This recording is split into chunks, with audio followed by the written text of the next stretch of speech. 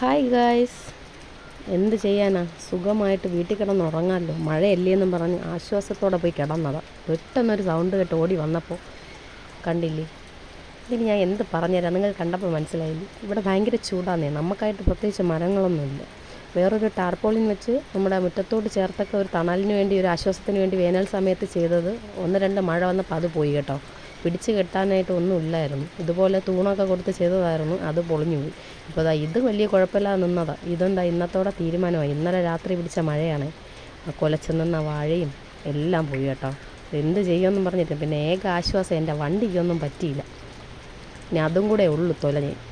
നമുക്ക് വേനൽ സമയത്ത് പൈപ്പിൽ പോലും വെള്ളം കിട്ടാതിരുന്ന സമയത്ത് നമ്മൾ മഴയ്ക്ക് വേണ്ടി കാത്തിരുന്നിട്ട് മഴ പെയ്തിട്ടില്ലായിരുന്നു.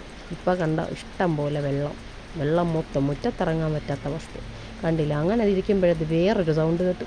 എന്താണെന്ന് നോക്കിയപ്പോൾ കണ്ടില്ല, അപ്പുറത്തെ വീട്ടിൽ പപ്പമാരും കൂടെ ഞങ്ങളെ മണ്ടയ്ക്ക് ഷീറ്റിന് പൊട്ടി തകർന്നോന്നൊന്നും അറിയാൻ വയ്യ. ഇനി ഇത് എന്ത് ചെയ്യുമെന്ന് അറിയില്ല ഗൈസ്.